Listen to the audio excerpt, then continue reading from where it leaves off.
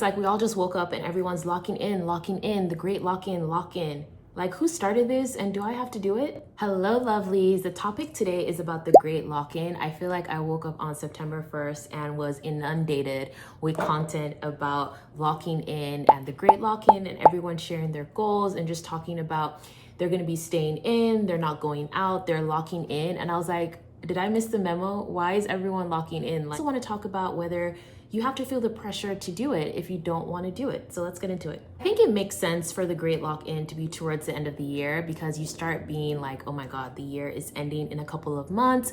I haven't accomplished the goals that I wanted to in January, or maybe you're almost there, but you just need like last ditch effort of motivation and like a push. So it does make sense that the Ember months, so Ember months like September, October, November, December, it makes sense that those months are what people would use to lock in. Just because some people use the Ember months to lock in doesn't mean that this needs to be your lock-in season. For some people, they feel very motivated in January, right? So January 1st, they're ready to go. They're ready to like hit the ground running, and maybe like the first half of the year they've been locked in and now is their period, and now this is their period of rest or just like taking things more easy and easing into the holidays.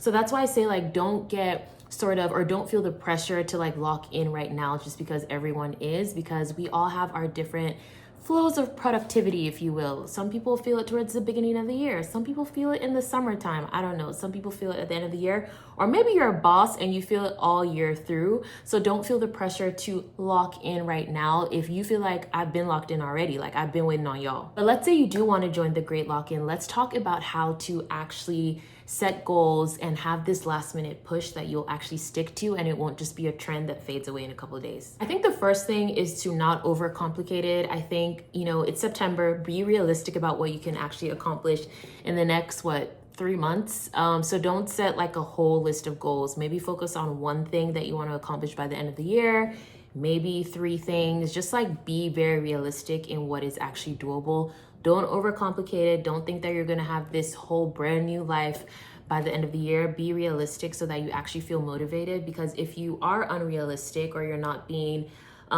you're overcomplicating it, you're going to feel discouraged before you even start, or you'll get started and that first week you're going to be like, oh, this is too hard. Why do I even bother? It'll be very hard for you to stick to it. So you need to set yourself up to win. I think a lot of times when people are setting up goals, including myself, I'll raise my hand for that. A lot of times when we're setting our goals, it's like you're almost setting yourself to lose. It's like you're not being realistic in what you can actually accomplish. You're writing down too many things. You're being too hard on yourself. You're not taking into consideration your other priorities. So if you're like, you have this other goal, but you know that you have a very demanding 9-to-5 job, or maybe your family needs a lot of you, or like you have kids or whatever, it's just a busy time in your personal life, then you're probably not going to have time for some of these goals that you're listing out. So play to win, set yourself up to win. Another thing is eliminating distractions. I think when the weather gets colder, that's the time when people are like, I'm going to be inside. Don't even call my phone. I'm not going anywhere. And y'all, I love being a homebody, but I also love going out and interacting and, showing up for my community. I love community, and I definitely think that you should also want the same. So yes, we're going to be focused. Yes, we're cutting out distractions, but we're also still going to show up. There are other ways you can eliminate distractions. If you typically watch TV for 2 hours every single night, maybe cut it down to 1 hour. Again, I'm talking to myself because something I love is TV. I love TV. So yeah, I need to cut down my TV time, or maybe say like, I'm not going to watch TV during the week. Maybe I'll only watch on the weekends. I'm not going to do that. So whatever things that you feel are distracting you, try to eliminate them or cut back on them so that you can actually lock in on your goals. I feel like I have a love-hate relationship with locking in, just because I'm so anti-hustle culture. Like, I am ambitious. I do believe in working hard and like grinding and things like that. But like, I also believe in ease. I believe in not being too hard on yourself. I believe in like giving yourself grace. So sometimes I think, yes, I do like to lock in, but I also sort of struggle with that sentiment around it, because a lot of times it can get very toxic very quickly. I don't know if that makes sense. It's a very nuanced feeling, but yeah, it's like love-hate relationship. Another way that you make sure that you stay committed to your lock-in is being disciplined. I talk about this again and again. I feel like a lot of times people are relying on waiting to feel motivated, right? So if you have a goal to lose weight or to create content, you're waiting to feel motivated. You're waiting to feel like, oh my God, I'm ready to do it. I want to do it. I want to go to the gym. I want to like go do that hard workout. Like I want to do all these things. But if you're waiting to always feel motivated, you're going to be waiting for a while, or you're not going to be consistent, because maybe one day you're super motivated and the next day you're not, which happens. We're human, right? The weather affects us. If you're a woman, if it's that time of the month, that affects us. Maybe you had a bad day at work. Maybe your boyfriend pissed you off. There are going to be so many things that influence how you feel. So if you're always waiting to feel motivated to do something, again, you're not going to do it. Instead of motivation, you need to be disciplined.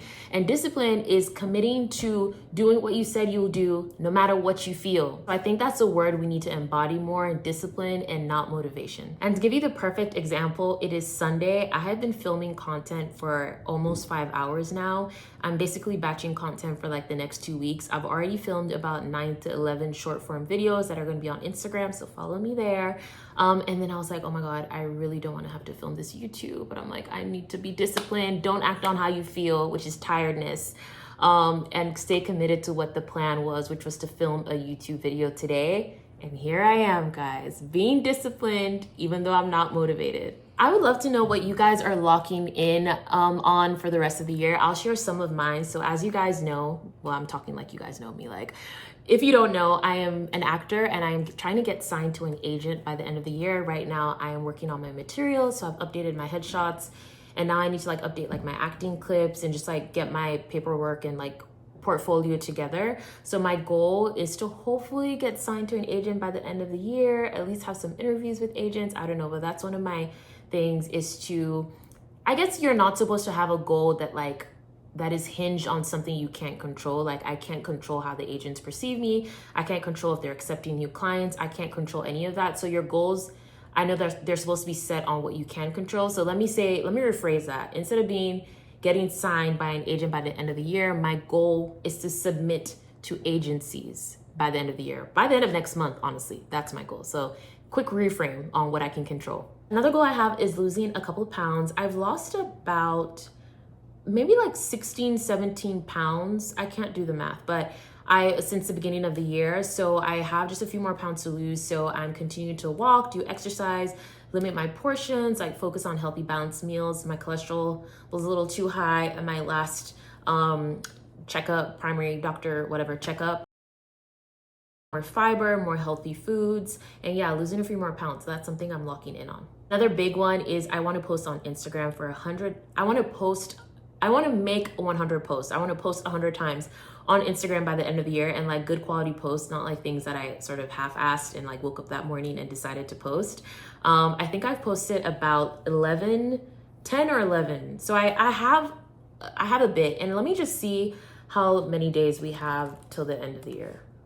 Okay, we have 101 days left till the end of the year, which means I have to post at least a video every day to make it to be 100. I have about 90. Okay, this is getting too complicated. But anyway, I'm gonna post on Instagram 100 times before the end of the year. So I need to post almost every day to meet that, which is why I was batching content today, trying to stay consistent. So that's something I'm locking in on. Again, not a follower account, not like having any sort of goals that I can't control, but just being committed and being disciplined to actually try to post 100 times on Instagram, basically just to learn what type of posts my audience is gravitating towards, what type of posts I enjoy creating, and just like understand more of that. So it's like a testing phase. I have done a 30-day posting challenge in April, I think, or sometime in Q2, and that was solely just to get out of my head about posting, because it's my page. I should be able to post whatever I want, and I don't care what people think, you know? And it's easy to feel that way for like 1-2 days, and then the third day is like, oh my God, this is so embarrassing. I feel so cringe. People are gonna think I'm taking myself too seriously. So this is like another version of that, just like instead of it being like, it's still to like force me to be comfortable with it, but also just to test what type of content is working and that I like. Let's check back in at the end of the year. If I don't talk about this again, don't ask me. It means it didn't go well. But I'm kidding. Ask me. Keep me accountable. So I would love to know what you guys are locking in on. Let me know if you need me to hold you accountable. Just leave a comment and I'll be sure to I'll keep on responding to your comment intermittently, just checking to see how you're doing. Have a great day. Thank you for watching. Please say hello in the comments, guys. Let me know people are there. And yeah, I'll see you next time, lovelies. Bye.